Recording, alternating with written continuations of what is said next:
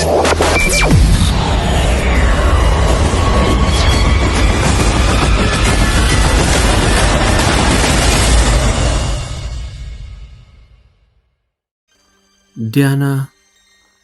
ወንታይ ደኽብለክ እንደለ ማማ ብርነሽ ባሕሪ ኣብ ሊብያ ተታሒዙ $5,000 ተባሂሉሎ ስለዚ ስንተ ተለቂሕክን እንተስ ገለ ትፈልጦም ቤተሰብ ክኸፍሉሉ ገንዘብ የድልየሎ በለተን እሞ ኣደ ባሕሪ ነታ ተኣሲሩ ትብል ቃል ጥራይ ስለ ዘተኮራ ብስምባደ ባሕሪ ወደይ ብምባል ነቲ ዝብቁጾ ዝነበረ እኽሊ ደፊአን ኣብ ዘለዎኦ ኣብዚ ብሊና በፂሕና ነርና እንሆ ሕጂ ድማ 19 ክፋል ጀባ እብለኩም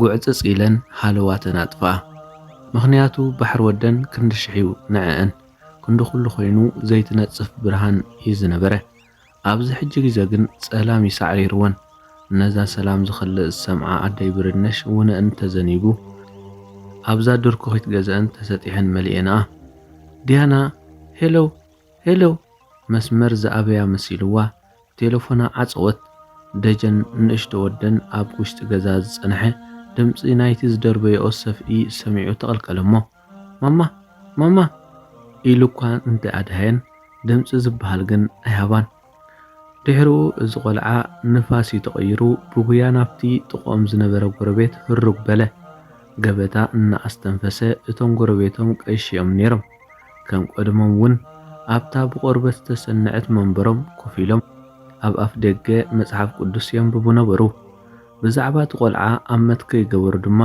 ንባቦም ቀጸሉ ደጀን ግን ነዲኡ ኣብ ሕማቕ ኩነታት ስለ ዝገደፈን ነደይ ብርነሽ ከቋርጾም እዩ መሪጹ ኣቦይ ቀሺ ክሳብ 3 ግዜ ደገመሎም ነቲ ጻውዒት ኣቦይ ቀሺ ነቲ መጽሓፎም ተሳሊሞም ዕጽፍ ኣቢሎም ደጀን ወደይ ደሓንዲኻ በልዎ ደጀን እናበኸ ኣደይሲ እንታይ ከም ዝኾነት ወዲቓ ክትመውደልያ ድማ በሎም ኣቦይ ቀሺ በስመ አብ ወወልድ መንፈስ ቅዱስ አንተ እንታይ ኢኻ ትብሎ ኢሎም ተተሓሒዞም ናብቲ ገዛ ፍጥነት ወሲኾም ጎየዩ ዲያና ድሕሪ ብዙሕ ምሕሳብ ነደይ ብርነሽ ባሕሪ ወድኽን ተኣሲሩ $5,000 ተባሂሉ ምባላ ጌጋ ኮይኑ ተሰምዓ ምኽንያቱ ብሕማቕ ስምዒት እንታይ ከም ዝኾና ኣይትፈልጥን እያ ቴሌፎን እናቆፀረት ስቕ ምባለን እውን ኣጠራጠራ ደጋጊማ ፈቲና እውን እዚ ኤሪተሪዩ እናበለት መስመር ኣይሰራሓላን እንተስ ክሕዝነን እንተስ ጨርቀን ከደርብየን ግን ትመልእኽቲ ስለ ዘሕለፈቶ ኣመት ውራያ ገበረት ኣቦይ ቀሺ ምስ ደጀን ከዓ ኣብኡ ምስ በጽሑ ምስ ቆሎም ኣውፅዮም ናብ 4 መኣዝን ድሕሪ ምምዕታቦም ማይ ድጋም እናነጸጉ ብርነሽ ደሓንዲኺ እንታይ ሰይጣን እዩ ረኺብኪ በልዋ ኣደይ ብርነሽ ሕጽረት ትንፋስ እዩ ገይርለን ነይሩ ቁሩብ ትንፋስ ምስ ረኸባ ድማ ኣቕና ዓቢሎም ናብቲ ጥቐን ዝነበረ መንደቕ ኣጸግዕዎን ደጀን ጆኻ ዝወደይ ክትሓውያ ኣክቦ ዝእኽሊ እናበሉ ኣቦ ቀሺ ከም ዕንፀይቲ ደሪቑን ዝነበረ ደጀን ተስፋ ሃብዎ ቀስ በቐስ ድማ ውነአን ቁሩብ ተመለሰ ኣቦይ ቀሺ ኣንቲ ብርነሽ እንታይ ረኺብኪ እናበሉ መስቀሎም ኣሳለምዎን ዳሓኔ ኣቦይ ቀሺ ብዝተቋራረጸ ድምፂ ኣድመጻ ደጊሞም እውን ሕቶኦም ስለ ዘይተመለሰ ትቆርያ ዶለትኪያ ኣልጋነሽ ሓፍተይ በልዎን ኣይ ቅድሚ ሕጂ ሳይነበረትንን ሕጂ ዳኣዘን ቴሌፎን ዝበሃላ ሽኮርያ የምጻልና ኣለዋ እምበሪ በልኦም ኣቦይ ቀሺ ዋ እንታይ ዲኺ ሰሚዕኺ ድማ በልዎን ባሕሪ ወድኽን ኣብ ማሕቡስ ኣሎ ኣብቱ ሊብያ ዝበሃል ዝኸፍለሉ ሲኢኑ ሕጂ እኳ ክንደየናይ ክብሎ ኣሸሓቲ ተባሂሉ ከም ገለ ግበራዮም ኢሎምኒ ኣነ ከዓ ነዚ ምስ ሰማዕኩ ዛልበይ ጥልም ኣብ ኣኾላ ዝሓቆይ ጣዕ ብስምባደ ንሕና ከዓ እዛ ዝርከብና ትፈልጥዋ ኢኹም ካብ ኢድና ናባፍና ሃየ ባሕሪ ወደይ እንታይ ኮን ገደሰካ ዝኽሉ ኸልበትበት ኣብዛ ማሙቕ ገዛኻ እንደመሓሸካ እናበላ ብትዝታ ጀለምታ ንብዓት ከም ማይ ወሓዘ ደጀን ወደን ውን ትንፋስ ረኺበን ዘረባ ምስ ጀመራ ኣብ ሕቑፈን እዩ ተወቲፉ። ኣቦይ ቀሺ ጀኹኹም ይትበል ብርነሽ ፈጣሪ እኮ ንዝፈትዎ እዩ ዝቖፅዖ በልወን። ድሓር ከዓ በዚ ብዙሕ ሸገርገር ኣይትበሊ ኣብዘይ ሕማምኪ ከይትበፅሒ እናፀናንዕወን መነባብሮኦም ስለ ዝፈልጥዎ ከዓ ኣተኪሮም ብምጥማት ከብዶም እዮም ተበሊዖም። ክልተ ደቆም ኣብ እስራኤል ስለ ዘለዎም እውን ተገይሮም ሎምሲ ክሕግዝዎም እዮም መሪፆም። እቲ ቴሌፎን ንባሕሪ መርከብ እመሃብኒ እቶም ቆልዑ ከዓ ክንገለ ግበሩ ዝዓቕምኹም ክብሎም እየ ኢሎም ቃሕ ዝብል ተስፋ ሃብወን። ሕራይ ሕራይ ተገይሮምልኩም ደኣ በሉ ነዛ ደው ኢላትለይ ዝፀንሐት ቆልዓ እሞ ንደውለላ ይህልዋ ይኸውን ቴሌፎን ናይ ባሕሪ ብምባል ናብ ዲያና ሚስኮል ገበሩ። ዲያና ንምሳሕ ዝኸውን ፉል ገዚኣ ካብ ድኳን እናተመለሰት ኮላ ናብ ቴሌፎና ሚስኮል ናይ ኣደይ ብርነሽ መጻ። ኣይደንጉየትን እውን ደወለት። ድሕሪዚ ኣቦይ ቀሺ ተቐቢሎም ሄሎ ዛጓለይ በልዋ። ዲያና ናብ ካልእ ሰብ ዝደወለት ይመሲልዋ።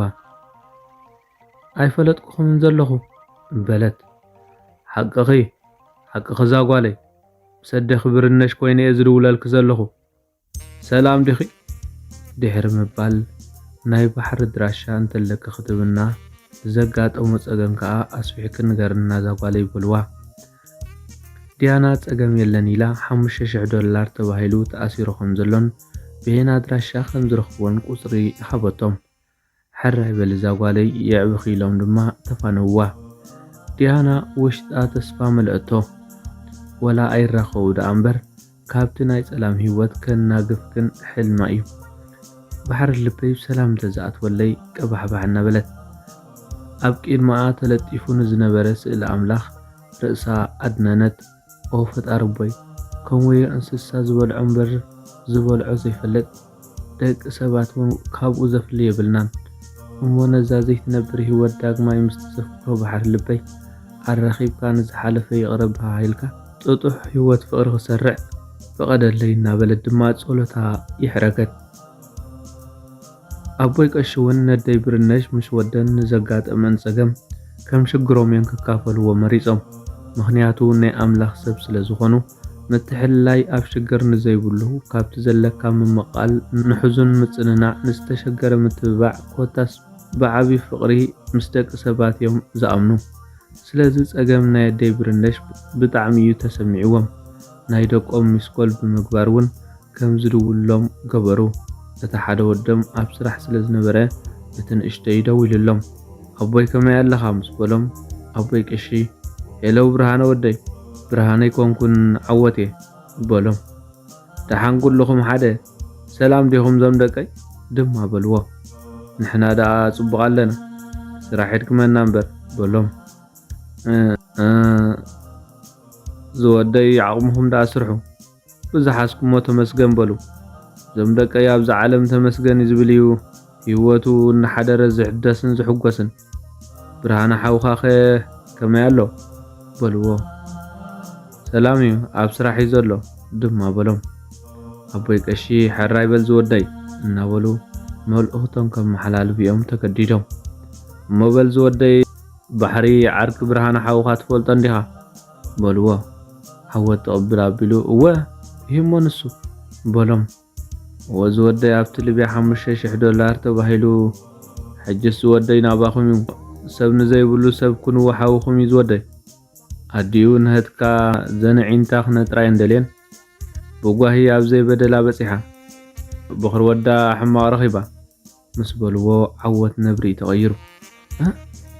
እምበኣር ከምኡ ክትብል ኢኻ ሚስኮል ጌርካ እቲ መንደቕ ፋሕፊሕና ንሰደልኩም ዘለና ሸምጢጥና ነምፅኦ ከም ቆፅሊ እዩ ዝመስለኩም ሓቀይ ኢሉ ኣጓጠጠሎም። ኣቦይ ቀሺ ኣታ ቆልዓ ህድእ በል ወላ ካብታ ናብዚኣ ትሰድወን ኣኻኺብኩም ተዓወትሉ እምበር ቆፅሊ ተዝኸውን ደኣ እንታይ ካባኹም ደሊናሉ ግራብ ዶ ተወዲኡ ኣብዚ ዘለናሉስ ኢሎም መለስሉ። የግዳሳ እንተዓወተይ ከም ሽምካ ዓወትኩን ኣብ ፀገም ዘሎ ሰብ ናብ ዓወት ኣብፅሑ እግዚኣብሔር ድማ ዕፅፍ ገይሩ ክመልሰልኩም እዩ በልዎ። ዓወት ርእሱ እናጠነገ ወዲእኻ ዶ ዘረባ ኣቦ በለ። መልሶም ምስ ሰምዐ ከዓ ድሕሪዛ ሕጂ ቃል ብቓላ ከምዚኣ ከይትደግመለይ ንሕና ንዓኹም ክንኣሊ ኣይኮነን ንኻልእ ሰብ ነብስና ኣይኣለናን። ኣቦይ ቀሺ ኣመና ተቆርቆሩ እሞ ኣንታ ዓወት ወደይ ወላ ካብተን ንዓና ትሰዱልና ኣጣራቒምኩም ክፈልሉ እንዳኣለ ኢለ ኣብ ሞትን ሕየትን ዘላ ህይወት ተዓቢ ዝወደይ ድማ በልዎ። ዓወት ሕርቃኑ ገንፊሉ ነብኡ ደፊርዎም ዘይፈልጥ ኣመና ስለ ዝተወድኦ ግን ሎሚ ኣይንኸፍለሉ ጽባሕ ኢሉ ቴሌፎን ኣብ እዝኖም ልኩት ኣበሎም። ኣቦይ ቀሺ ንስኻስ ዓወት ኢሎም ብምስትንታን